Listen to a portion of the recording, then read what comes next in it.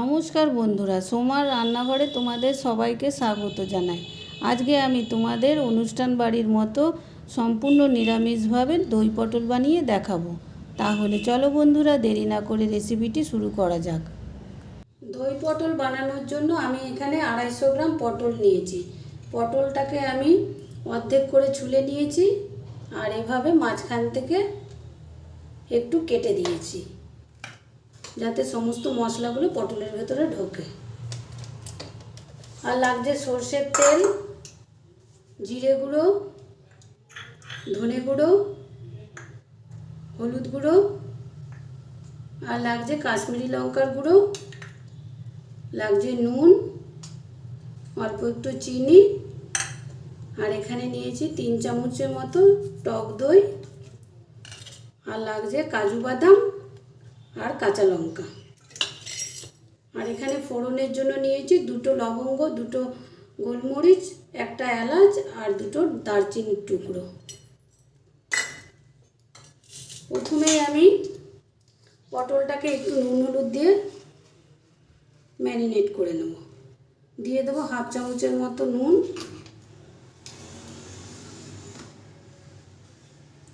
আর দিয়ে দেবো অল্প একটু হলুদ গুঁড়ো। পটলটাকে একটু ভালো করে নুন হলুদ দিয়ে মাখিয়ে নেব।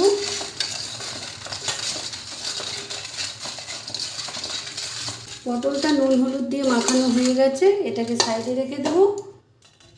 আর এদিকে কাঁচা লঙ্কা, কাজু বাদাম আর টক দই আমি একসাথে পেস্ট করে নেব। কাজু বাদাম, কাঁচা লঙ্কা আর টক দই আমি একসাথে খুব ভালো করে মিহি একটা পেস্ট তৈরি করে নিয়েছি।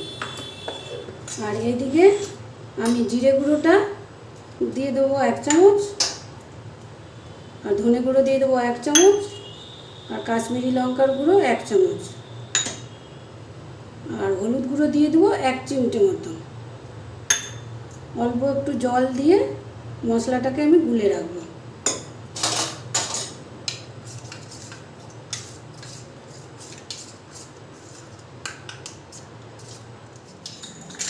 গ্যাসে একটা কড়াই বসিয়ে দিয়েছি, দিয়ে দেবো সর্ষের তেল। এখানে আমি 3 চামচের মতো সর্ষের তেল দিলাম। তোমরা চাইলে এই রান্নাটা সাদা তেলেও করতে পারো। তেলটা গরম হয়ে গেছে, এরপরে আমি নুন হলুদ মাখানো পটলগুলো দিয়ে দেবো।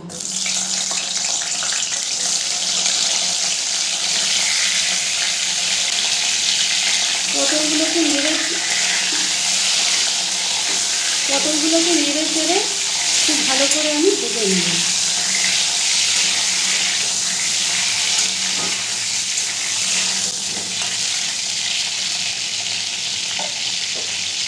গ্যাসের ফ্লেমটাকে মিডিয়ামে রেখে আমি 2 মিনিটের জন্য ঢাকনা দিয়ে দেবো। 2 মিনিট পর ঢাকনাটা আমি তুলে নেব। এরপর নেড়ে দেবো। আবারও আমি 2 মিনিটের জন্য ঢাকনা দিয়ে দেবো। 2 মিনিট পর ঢাকনাটা আমি তুলে নেব।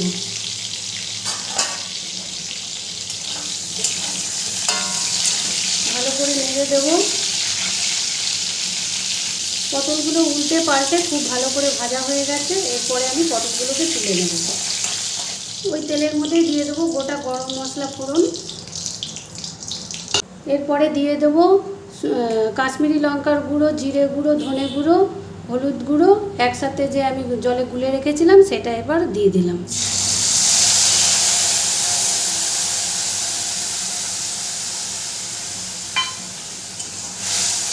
মশলাটা দিয়েও খুব ভালো করে কষিয়ে নেব। আর দিয়ে দেবো নুন। নুনটা দেবো পরিমাণ মতো। এখানে আমি এই ছোটো চামচের 1.5 চামচ নুন দিলাম।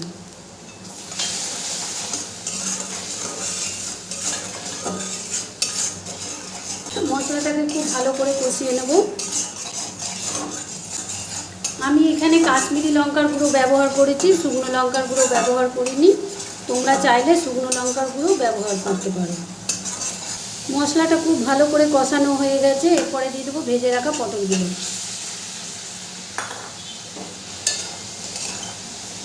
পটলগুলো দিয়েও মশলার সাথে খুব ভালো করে আমি কষিয়ে নেব।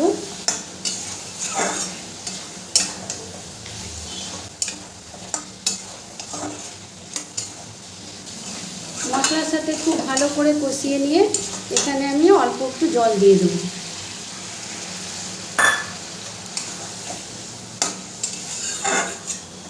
এরপরে 2 মিনিটের জন্য ঢাকনা দিয়ে আমি পটলগুলোকে সেদ্ধ হতে দেবো। 2 মিনিট পর ঢাকনাটা আমি তুলে নেব। এরপরে দিয়ে দেবো কাজু, কাঁচা লঙ্কা, টক দই। আমি যে একসাথে বেটে রেখেছিলাম সেটা এবার দিয়ে দিলাম। মশলার বাটিটা ধুয়ে অল্প একটু জল দিয়ে দেবো। দই পটলের গ্রেভি কিন্তু খুব একটা পাতলা হয় না, তাই এতে আমি খুব একটা জল দিলাম না। এরপরে দিয়ে দেবো অল্প একটু চিনি। চিনিটা দিয়েও খুব ভালো করে মিশিয়ে নেব। আবারও আমি 2 মিনিটের জন্য গ্যাসের ফ্লেমটাকে লো করে দিয়ে ঢাকা দিয়ে দেব। 2 মিনিট পর ঢাকনাটা আমি তুলে নেব। ভালো করে একটু নেড়ে দেব। কত অল্প সময়ে এবং অল্প উপকরণ দিয়ে দই পটল রেসিপি তৈরি হয়ে গেল। এই দই পটল রেসিপিটা লুচি, পরোটা, দুপুরে গরম ভাতের সাথেও খেতে খুব ভালো লাগে। এরপরে আমি গ্যাসের ফ্লেমটাকে অফ করে দেব। দই পটলটা আমার তৈরি হয়ে গেছে, তোমাদেরকে সার্ভ করে আমি দেখাচ্ছি। দই পটলটা আমি একটা সার্ভিং প্লেটে সার্ভ করে নিয়েছি। দেখতেই পাচ্ছ দই পটলটা কতটা সুন্দর হয়েছে দেখতে।